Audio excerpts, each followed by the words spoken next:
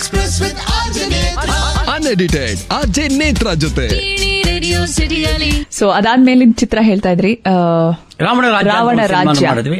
ರಾವಣ ರಾಜ್ಯ ಆಲ್ಸೋ ರಾವಣ ರಾಜ್ಯ ಮೊದಲು ಬಂತು ಅಂತ ಕಾಣುತ್ತೆ ನನಗೆ little confusion about it. Okay. But ಮೊದಲು ನಾಗಾಭರಣ ಅವ್ರ ಕೈಯಲ್ಲಿ ಮಾಡಿಸಿದ್ವಿ. ಅದು ಅಂಕುಶ್ ಅಂತ ಒಂದು ಹಿಂದಿ ಸಿನಿಮಾ, ಅದು ಬಹಳ ಇಷ್ಟವಾಗಿತ್ತು ನನಗೆ. Why not why do it ಅಂದ್ಬಿಟ್ಟು ನಾಗಾಭರಣ ಅವ್ರ ಕೈಲಿ ಆ ಸಿನಿಮಾನ ಮಾಡಿಸಿದೆ. ಎಲ್ಲರನ್ನೂ ಹೊಸಬರನ್ನ ಹಾಕಿದ್ರು ಅವರು, ಎಲ್ಲರನ್ನೂ ಹೊಸಬರನ್ನ ಹಾಕಿ ಆ ಸಿನಿಮಾನ ಮಾಡಿದ್ರು. ಆ ಸಿನಿಮಾ ಮಾಡಿದ್ವಿ. ಎಲ್ಲ ಮಾಡ್ತಾ ಬಂದೆ ನಾನು ಪರ್ಸ್ನ ನೋಡ್ಲೇ ಇಲ್ಲ. ಎಲ್ಲೋ ಪರ್ಸ್ಗಿರ್ಸನ್ ಬಗ್ಗೆ ಯೋಚನೆ ಮಾಡಿದ್ರೆ ನಾನು ಸ್ವಲ್ಪ ಸೇಫ್ ಆಗ್ತಿದ್ದೆ ಅನ್ನೋ ಗೊತ್ತಿಲ್ಲ. ಸುಮ್ಮನೆ ಸಿನಿಮಾಗಳು ಮಾಡ್ತಾ ಇದ್ದೆ, ಒಂದಾದ್ಮೇಲೆ ಒಂದು. ರಾವಣ ರಾಜ್ಯ ಅಂತ ಒಂದು ಸಿನಿಮಾ ಮಾಡಿದೆ. ಆ ರಾವಣ ರಾಜ್ಯ ಆದ್ಮೇಲೆ ಒಂದು ಸಿನಿಮಾ ನೋಡಿದೆ ಮದ್ರಾಸಲ್ಲಿ, ಸಂಸಾರಂ ಮಿನ್ಸಾರಂ ಅಂತ ಒಂದು cinema. Super duper hit picture ಇನ್ ತಮಿಳುನಾಡು. ಆ ಸಿನಿಮಾನ ಯಾಕೆ ಮಾಡಬಾರ್ದು ಅಂತ ಆ ಸಿನಿಮಾನ ಕನ್ನಡದಲ್ಲಿ ತೆಗೆದೆ. ಒಂದೇ ಗೂಡಿನ ಹಕ್ಕಿಗಳು ಅನ್ನೋ ಸಿನಿಮಾನ.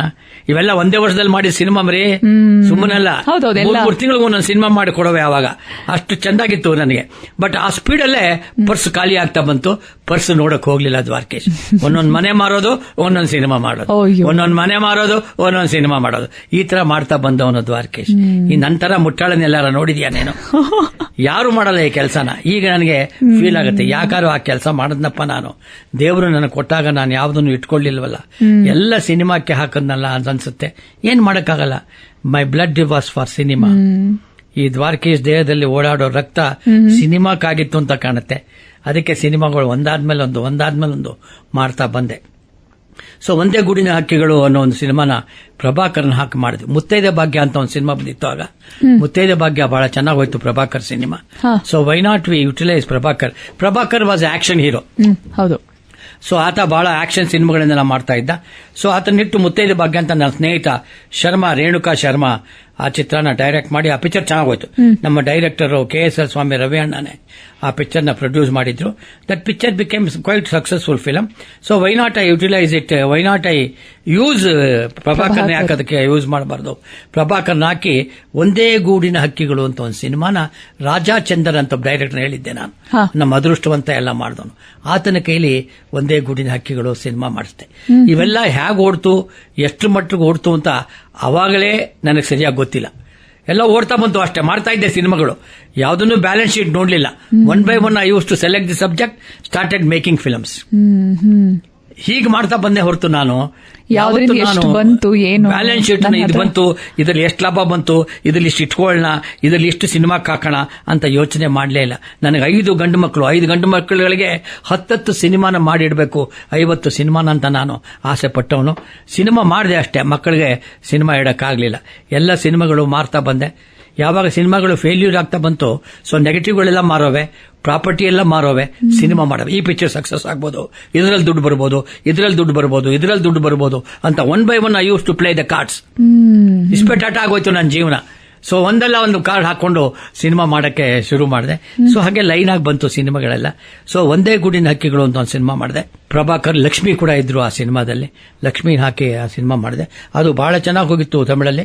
ಕನ್ನಡದಲ್ಲೂ ತಕ್ಕ ಮಟ್ಟಿಗೆ ಚೆನ್ನಾಗಿ ಹೆಸರು ಮಾಡ್ತು. ಹುಬ್ಳಿನಲ್ಲಿ, ಉತ್ತರ ಕರ್ನಾಟಕದಲ್ಲಿ ಅತ್ಯಂತ ಯಶಸ್ವಿಯಾಗಿ ಆ ಸಿನಿಮಾ ಓಡ್ತು. ನಂದೇ ಆದ ಡಿಸ್ಟ್ರಿಬ್ಯೂಷನ್ ಕೂಡ ಮಾಡಿದ್ದೆ ನಾನು. ವೇದಪ್ರದ ಪಿಕ್ಚರ್ಸ್ ಅಂತ ಒಂದು ಡಿಸ್ಟ್ರಿಬ್ಯೂಷನ್ ಕಂಪನಿ ಮಾಡಿದ್ವಿ. ಆಮೇಲೆ ಪಾಂಡವ ಪಿಕ್ಚರ್ಸ್ ಅಂತ ಒಂದು ಡಿಸ್ಟ್ರಿಬ್ಯೂಷನ್ ಕಂಪನಿ ಮಾಡಿದ್ದೆ. ಯಾವುದು ಸರಿಯಾಗಿ ಆಗಲಿಲ್ಲ ಬಿಡು, ನನಗೆ ಯಾವುದು ಸಕ್ಸಸ್ಫುಲ್ ಆಗಲಿಲ್ಲ. ಸೊ ಆ ಡಿಸ್ಟ್ರಿಬ್ಯೂಷನ್ ಕಂಪನಿನಲ್ಲಿ ಈ ಒಂದೇ ಗೂಡಿನ ಹಕ್ಕಿಗಳು ಸಿನಿಮಾನ ರಿಲೀಸ್ ಮಾಡಿದ್ವಿ.